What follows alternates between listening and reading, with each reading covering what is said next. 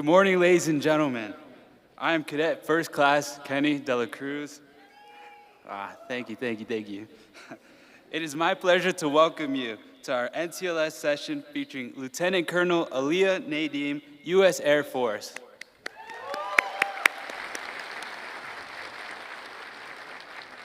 Lieutenant Colonel Alea Nadeem serves as the commander of the 150th Security Forces Squadron at the 150th Special Operations Wing, Kirtland Air Force Base, New Mexico.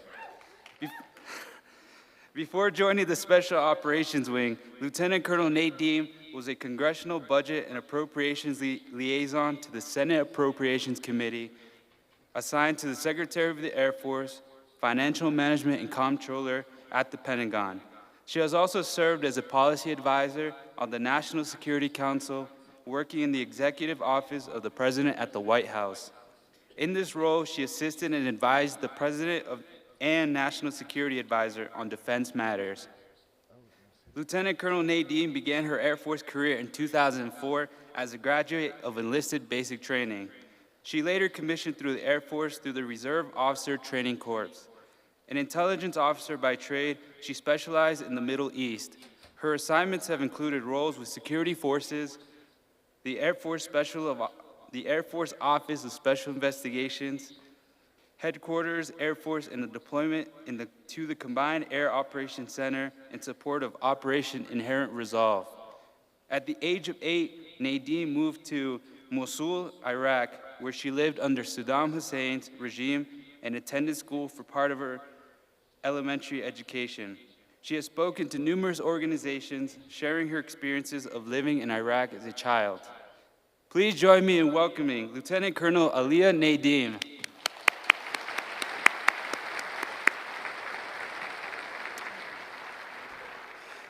Assalamu alaikum. Assalamu alaikum. Ani Alea. Don't worry, I speak English. We're going to get through this. I grew up in Toledo, Ohio. Anyone from Ohio? Give me some love here. That's right. Someone told me Ohio is a meme state. I don't agree with that. Grew up in Toledo, Ohio. Normal childhood in the 80s, eating McDonald's. One thing that I didn't realize is my father was Muslim and my mother was Catholic. Do you guys know anything about those two religions getting along? Why are you guys laughing? You got jokes, huh? Yeah, try growing up with those people. But I'll say this, when they're your parents, you don't know that they're Muslim and you don't know that they're Catholic. You just know that they're your parents. So I grew up going to the mosque with my dad and going to church with my mom. And I thought everybody went to like two different places. I thought that was completely normal, right? And I just didn't know any different. The one thing that was probably the most difficult to understand was my parents were always fighting about those things, but I just didn't understand why that was happening. And so my dad came over to the United States. He's from Iraq, Mosul, Iraq, to northern Iraq. He came over to the United States to avoid conscription in the Iraqi military. Saddam Hussein was in charge at the time, and if you were a certain age and a male, you were expected to join the military. The way to avoid that was to join university. So my dad came to the United States. Two of his brothers came to the United States to go to university. And that's where my parents met. They met in Toledo, Ohio. They were both going to college. They fell in love. I don't know if they ever talked about the religion part, but they should have. So they fall in love because love conquers all, right? And they have me. And for the most part, it's okay. My father grew up in Iraq. He had 13 brothers and sisters, and his mother never worked. She was a stay-at-home wife, essentially, and mother. It's very traditional.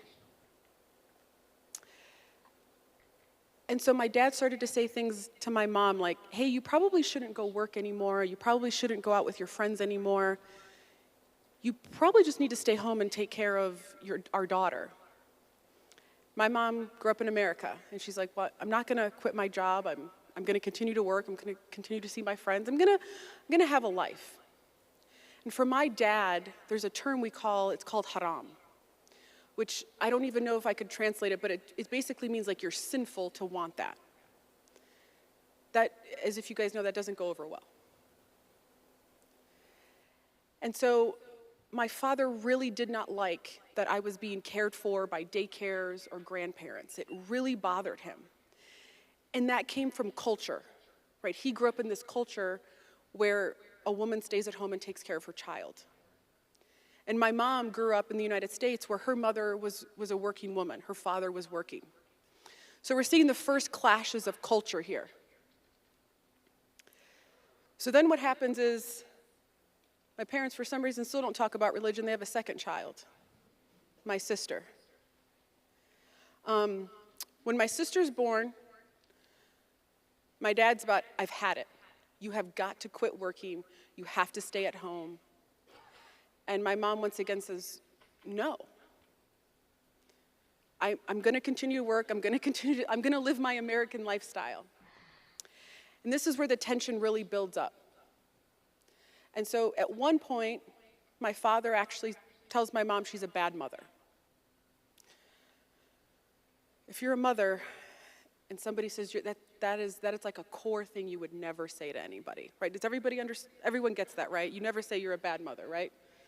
Okay, all right, I got some nods here. Public service announcement, don't ever say that, okay? Yeah. And so my parents actually get a divorce. And it really comes down to culture and religion.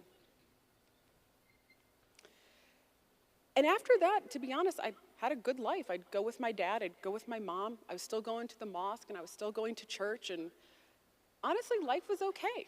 Still eating McDonald's. And my dad eventually comes to my mom and says, hey, my mother is sick. She's in Iraq. And I'm really worried about her. And I would like for the girls, me and my sister, to go to Iraq to visit her and see her because I don't know, how bad she is.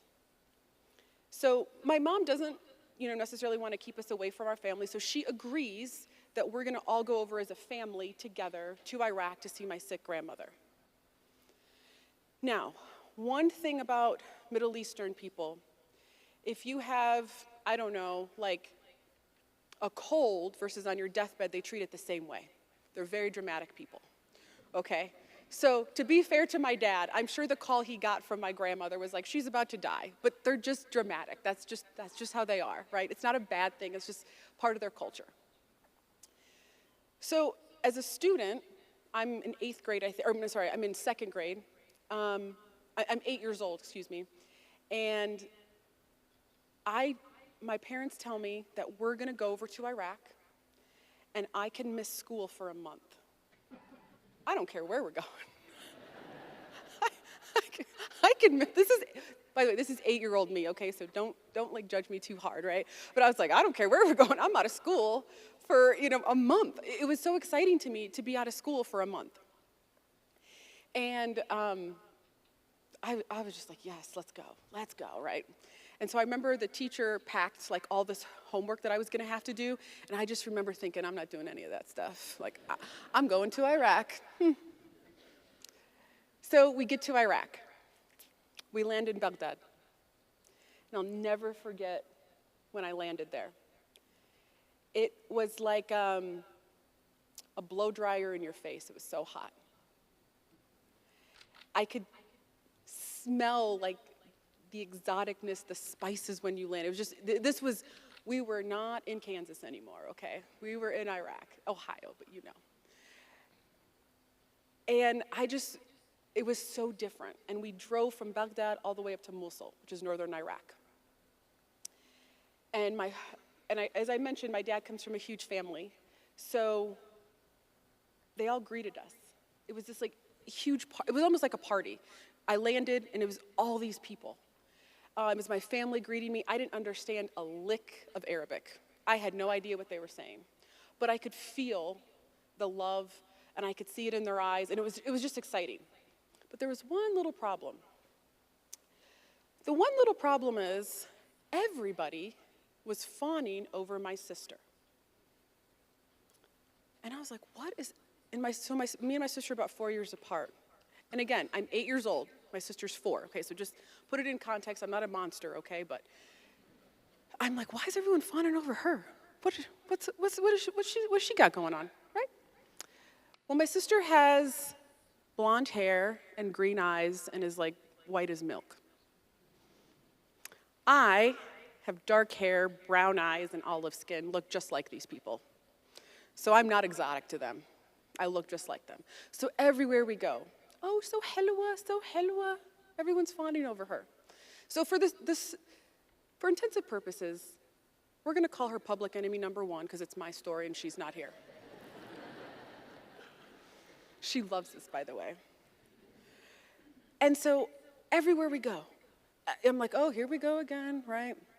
But it really was a wonderful trip. My grandmother was not on her deathbed. She did have a serious knee injury, not deathbed injury, but knee injury. But overall, it was really positive. I mean, I got to see people, like I said, didn't understand, ate a lot of good food, was not doing my homework. You'd be surprised I'm a commissioned officer saying all this. Do not follow my example, okay? I have to give you these public service announcements because this is a character and leadership symposium. And so about a month happens, and it's time for us to go. So we slept together as a family, and the last night that we're there, we had a big party at my aunt's house, and my dad says, so my mom's asleep. My dad came up, me and my sister were asleep, and he wakes us up. And he says, hey, do you and your sister want to go back to your aunt's house on Makothar, and we can have multa, which is ice cream, by the way. There's certain words I'll never forget, like ice cream is multa. And so he's like, we can go over there and play. First of all, as an 8-year-old, your parents are never waking you up to go party. They're always trying to put you to sleep. So for me, I was like, yes, let's go. So me and my sister, we get up and we are gone in the car. And we're actually we go back to my aunt's house. And the party, is still continuing. I'm playing with my cousins. There is ice cream, there is candy. Like, he delivered on his promises. So in my eyes, we're good. And have you ever gotten lost when you were a kid? You got lost in the grocery store, maybe? And then you realized, like, wait a minute, where are my parents? I actually need those folks, right? That's kind of what happened. As the night gets later and later, I'm getting tired, my sister's getting tired, and we're like, okay, we want to go home now. And so my dad's not around anymore. My sister, public enemy number 1, is starting to cry. And I'll be honest, I'm kind of feeling what she's feeling, but as the big sister, I don't want to be like, oh, I'm upset too. But I really was scared. I was like, where's my dad? So I start asking my family, like, where's my dad? And they're like, he's ruh, he left. And they keep saying, like, you just need to go to sleep. And I'm like, no, where's my dad? I want my mom, I want my dad. And my sister starts to cry. And it's this whole thing. So that night, me and my sister sleep alone together. I actually held my sister. That's called growth, people. I comforted her because I was scared too. Next day, we wake up, family's there. My dad's not there. And we're speaking English, they're speaking Arabic. I keep on saying, where's my dad? Where's my mom? And they said, he's gone. They're trying to bring us food. They're trying, and we don't want anything. We want nothing to do with these people, not because we don't feel their love, but because we just want our parents. We're scared. We don't speak the language. We're in a foreign country. We don't have any of our parents. For 30 days, me and my sister sat in that house. 30 days.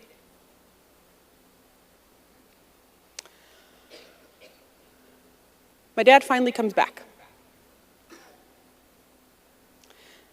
It's really interesting how you can remember. I can't remember what I had for breakfast yesterday, but I can remember everything about this moment that I'm about to share with you.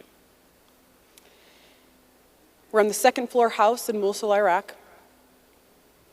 We're on a bed, green bed. My dad sits me down, me and my sister. And we're so excited to see him. We're so excited to see our parent. Like, it's so excited to see a parent. And we're like, where's mom? Where have you been? And he says, I am really sorry to tell you this, but your mom has left us. And my sister starts to cry, and I'm like, well, what do you mean mom left us? He's like, she doesn't want to be a mother anymore. She's left us. It's just us now. And he's like, Aliyah, I need you to be the big sister. I need you to be the kind of like a leader. And I'm like, for what? And so it was the most I can't even explain to you what was going through my head. But this is what I told my dad. I said, Dad, I know why mom left, and I think there's a way we can get her back. So we'll take a time out for a second. When I was going to grade school, or when I was in school, 8 years old me, my mom would leave me a list of things I had to do every morning. Make my bed, make myself breakfast, brush my teeth, all those. I don't know if you guys had a laundry list of things to do before you got up. That was an 80s thing that parents did to kids. Do not recommend. And for some reason, I would never brush my teeth. So every morning, my mom would say, did you do your list? And I'd say, yeah. And she'd go, let me smell your breath. And I'd say, no. And she'd be like, go brush your teeth. I don't know why I'm a gross kid. Just hang with me here, okay? So I'm not brushing my teeth. Don't ask me. All right, back in the story now. So I tell my dad, I said, Dad, I know why mom left. It's because I haven't been brushing my teeth. And he's like looking at me, and he's like, I don't think that's it. I'm like, no, Dad, that's it. She'd get real mad about that. And I'm trying to explain to him about this whole toothbrush thing and me not brushing my teeth. And he's like, no, and he's like, that it's bigger than that. Like, she just doesn't want to be a mom and stuff. I'm like, no. Because I'm 8 years old. I don't fully understand the concept of my mom not wanting to be a mom. So me and my sister continue living at this house it's my aunt's house. And we continue to live there. And one morning, I don't know how much time has passed at this time. One morning, me and my sister hear every cuss word in English, but it's English. We recognize English, and we hear screaming downstairs. So we run downstairs, and it's my mom. And she looks animalistic. I've never seen my mom, she looked scary. She's screaming at everybody. She's like, you guys are all pieces of, you know what, can't believe you would do this to me. And so the first thing I go up to her and I say, Mom, why did you leave us? She's like, left you? What are you talking? I would never leave you. And she's crying, and it's this whole scene. And so me and my sister are very confused, but we are so happy to be united with my mom. And honestly, I know she was saying all these bad words, and she was acting crazy, but it was just so nice to see her and hear English.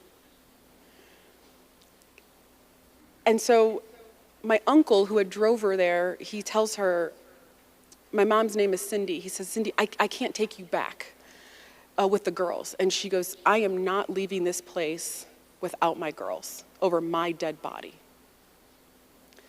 So we go with my mom, back to my grandma's house where my father was staying. And me and my sister were like attached to my mom. We are like not letting go of her. We're literally just following her everywhere. And we get to my grandma's house, and it's a scene from a movie. You know, everyone's called each other, everybody knows what's going on. Everybody comes to the house, everyone's yelling. My mom is yelling.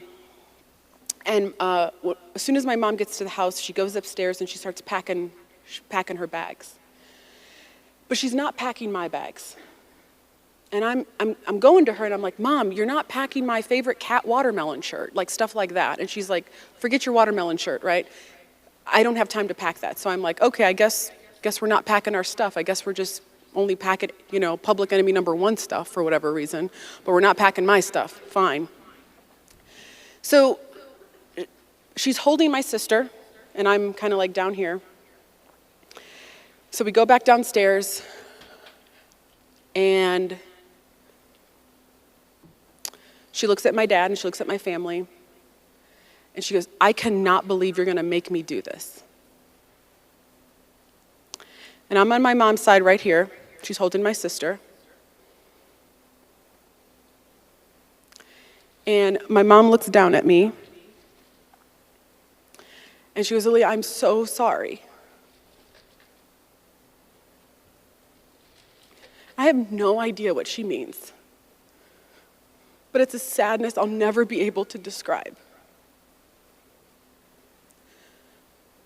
My dad gave my mom a choice. Her visa expired. The Gulf War started, first Gulf War. And he made her leave, but she could only take one child.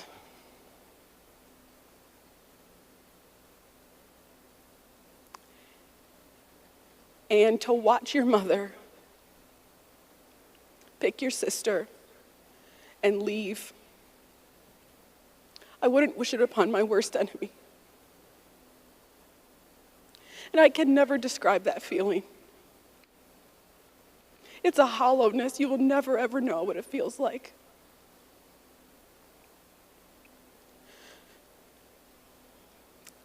She walked out that door, and I didn't see her for another 4 years. So I soldiered on. Started going to Iraqi schools. Started wearing this. Started practicing Islam. Scheduled to marry my cousin as soon as I started my menstrual cycle.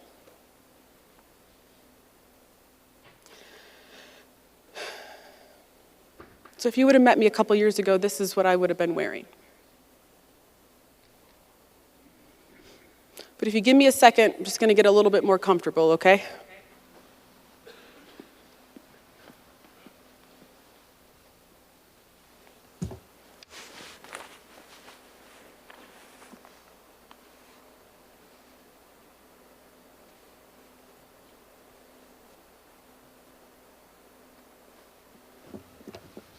All right, we all needed that break anyways, didn't we?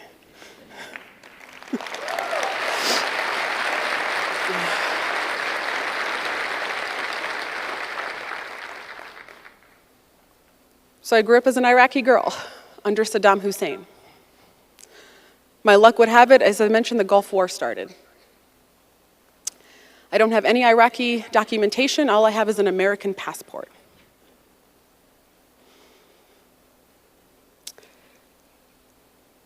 I thought I would never come back to the United States. I thought my life was completely gone.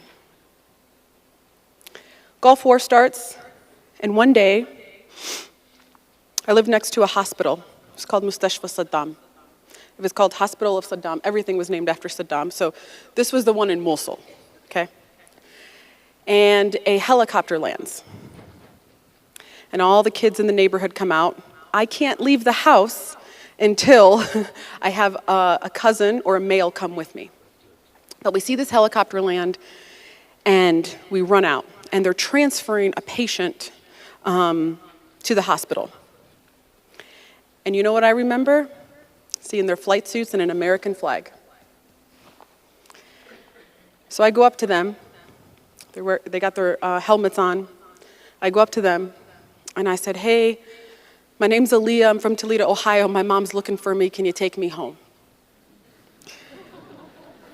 And I don't know if I don't know who he was, but he just like stepped back and was like, and he like tried to hand me some candy, and I'm like, no, my mom's looking for me. Like, I need to go back home. I'm an American. He's just not believing it. So we're gonna do another public service announcement, okay? So all those who wanna be pilots, right? Okay. So let's say hypothetically you land in a country. And, oh, you think this is funny? Okay. And you have somebody come up to you and say, like, I'm from Ohio, take me home. What are you gonna do? Take them home. We're all gonna agree to that, right? You're gonna figure it out on the back end. It would have saved me. But it was the Army, and that's why I joined the Air Force. Yeah, go Air Force. That's right. Boy, do I love giving this talk to the Army. It's always great. But in all seriousness, I know that was a tough situation for that individual, I'm sure. So while I'm in Iraq living my best life, my mom is in Ohio working really hard to get me back. What's making it really difficult to get me back is there is now a war with Iraq. The Department of Defense really can't help me. It also becomes the first international kidnapping case in Ohio. So if you guys wanted that title, it's taken. So all those Ohio people that raised your hand earlier, I got you. Sorry, can't be number one in everything. And so my mom is diligently working. The FBI, she goes to the FBI, and the FBI is like, hey, we don't have any jurisdiction in Iraq. The Department of Defense barely has any jurisdiction in Iraq right now. Like, we don't know if we can do this. And so what they end up doing is the FBI says, listen, this is a really complicated case. We can help you, but you have to lure him here. We can't go over there. So my mom, for 3 years, has to talk to my dad and communicate with him. And the FBI is coaching her. And the FBI is coaching her to say things like, I miss you. I want you to come back. Maybe I want to live in Iraq with you. I want our family to be whole. My mom's like, I can't do that. They're like, do you want your daughter back? So my mom has to like whisper sweet nothings in my dad's ear over the phone about them being a family together. My mom does a good job. She convinces my dad to fly to the United States to sell off his assets and that she's going to move back with him so we can be a family. She convinces my dad of this with the help of the FBI. FBI is recording the phone calls, helping. My dad purchases a ticket to Canada. FBI is tracking this. My mom says, are you going to bring Aaliyah so that we can all go together? We can come back as a family together. He says, I'm going to bring Aaliyah and I'm going to come fly into Detroit, but he doesn't. FBI is tracking this, so there's only one ticket. Our Canadians are some of our best allies. So the FBI coordinates with the Canadians. And what happens is they're going to do an operation once my dad lands. My mom has to greet my dad, has to give him a hero's welcome, and drive for an hour with him before they're going to make the arrest. She does as she's told. She gives him a hero's welcome. She drives through the Canadian border. Canada's helping us out. FBI's helping us out. There's a helicopter flying over her car. She's got a body, I think something that they could communicate with her. Greets my dad for an hour, sits in the car and talks to him. They find their point at a gas station, and they make the arrest. Both of my parents were arrested. One, my dad, obvious reasons. My mom, because she attacked my dad. I'm a lucky girl with my parents, okay? Real lucky. Dad goes to jail. Basically, they tell him, you're not getting out of jail until your daughter comes back. By the way, I'm in Mosul. I have no idea any of this is happening. One day, my uncle says, hey, we're going to drive to Amman, Jordan. We're going to go under the cover of night. Anytime we go through a checkpoint, I want you to fall asleep, and if anybody asks you, you say, you're my daughter. So in my full hijab, we drove from Mosul all the way to Amman. I have 0 Iraqi papers. All I have is a US passport. FBI still does not have jurisdiction. Made it through all the checkpoints by a miracle. And after 4 years, I saw my mom. And the first thing I remember is her smell. You know, that's kind of weird. But I had not seen her, and I just remember touching her face. It was an awesome day, and I'll never forget that day. Then we come back to the United States. I see my dad in jail. He eventually gets out. He goes back to Iraq. And I try to live a normal life as best as I can. There's some things I can never talk about, but I will tell you this, as a woman, I definitely felt like a second-class citizen in Iraq. My mom, of course, burned my passport and put me into Catholic school. Very far to the side. Going to Catholic school, one day somebody calls me a terrorist, my junior year. I go home, I ask my mom, what's a terrorist? This was after 9/11. She goes, that's from your dad's side, not our side. Really good foundations here. To make a long story long, that's why I joined the military after 9/11. People couldn't tell the difference between an Arab, a terrorist, and a Muslim. Everyone got kind of lumped into the same thing. What I came out with and what I'm wearing now, I'm still the same person. And so I want to leave you with this. Every single day, I am grateful to live in this country and live under our flag. I think about it as what happened to the Iraqi people. Some of my family members became ISIS brides. Some of them died because IEDs. Some of them as women are just a pawn in a man's game in the Middle East. And I am living here under this flag in the United States. I'm forever grateful to the FBI agent who took this case. I don't care what anybody says. I was an 8-year-old kid who came back at 12, and somebody cared enough to come get me. You think Iraq would do that for an 8-year-old? I know we have problems in our country, and I know there's other countries. I don't care what you say. When you don't live with freedom and you come to the United States, it's the best feeling in the entire world. There is nothing I can do that will ever measure up to what this country has done for me. This is the greatest place on earth. There's nowhere else I'd want to live. And I will make every day count because I know where I could be. I hope you're grateful to live here, as grateful as I am. And don't take every day for granted. I'm grateful. Let's move into some slides.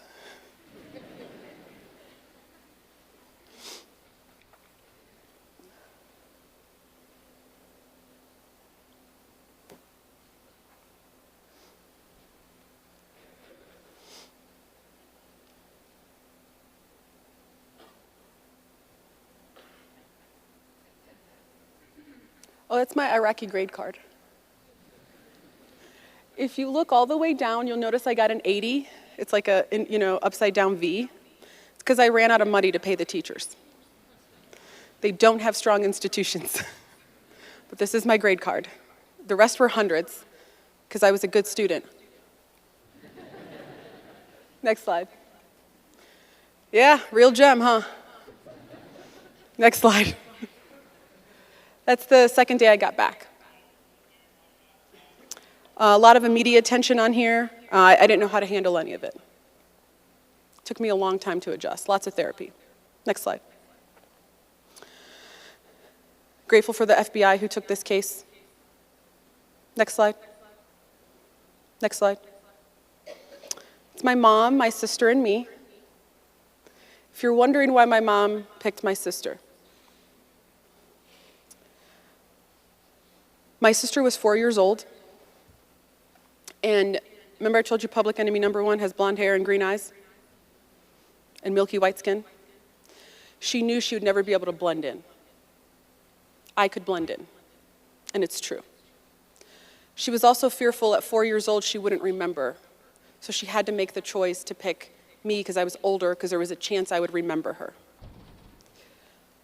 My mom had to make the hardest decision in the world, and I'm not mad at my mom at all.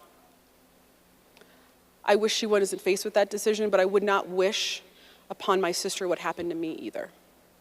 And so we're a tight-knit crew with lots of issues. Next slide. That's my dad. My dad has atoned for what he's done. My dad realizes what he did was not the best choice. But this is where culture is important. When you have somebody come to the United States and you isolate them, he felt isolated. This is my dad's perspective. He felt isolated. Nobody understood him as an Arab. Nobody understood him as a Muslim. And he felt the best thing to do for his children was to take them to Iraq to grow up the way he did. In his mind, he really believed he was doing the right thing. He understands that it wasn't. And at the end of the day, I only have two parents. This is the cards I was dealt. I've asked, why wasn't I born into like a princess or something like that? Like I was born into the wrong family. But this is what I got in this lifetime, maybe next lifetime. Next slide. Go Air Force. Thank you.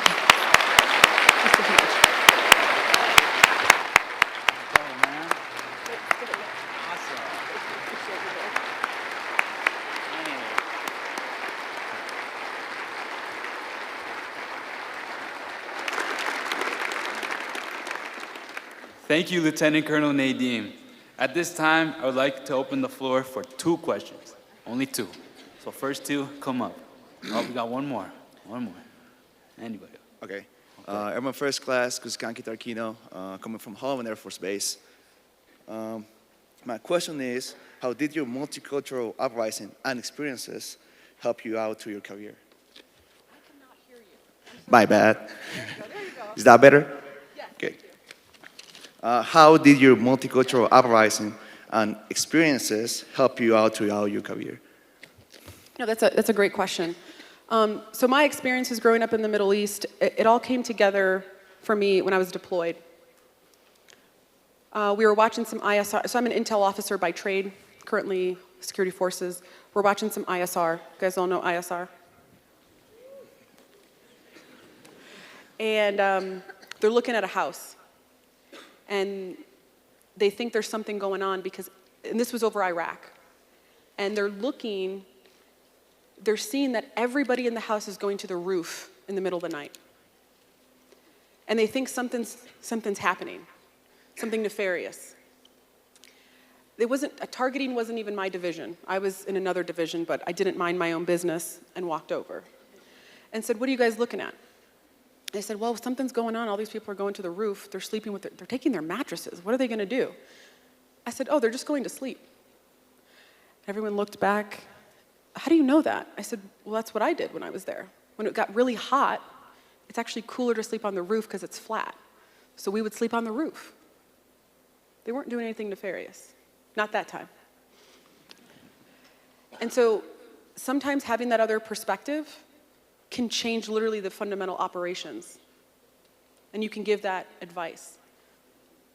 And so that's one of the ways that I've been able to bring my experience, especially in the Middle East, to some of the fights that we've done, is to people understand the cultural piece of it. Thank you. Thank you, Colonel.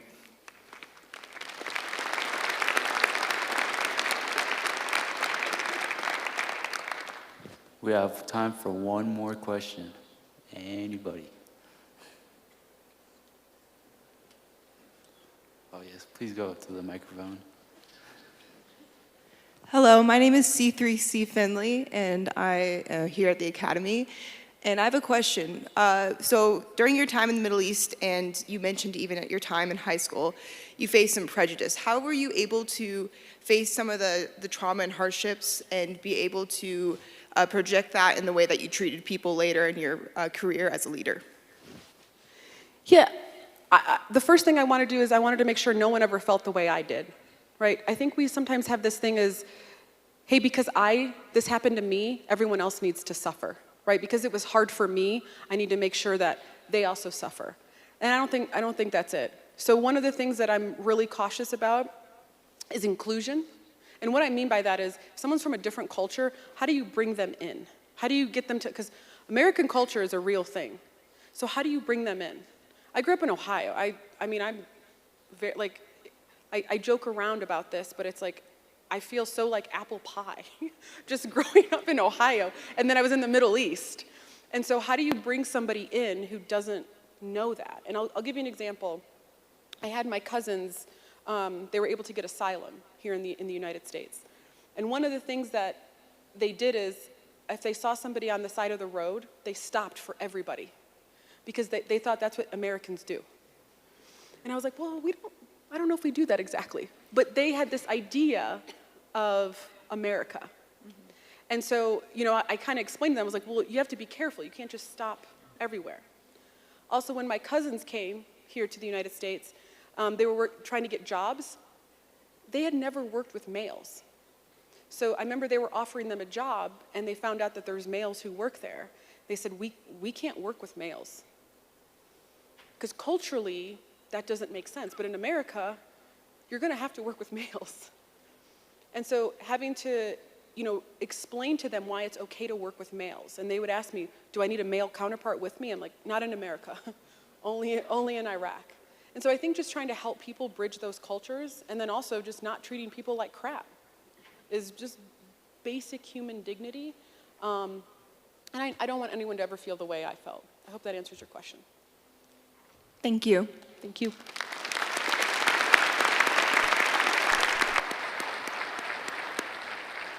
Lieutenant Colonel Nadeem, on behalf of the U.S. Air Force Academy and our National Character and Leadership Symposium, thank you for sharing your experiences and enriching our understanding of warfighters to win. This concludes our speaker session.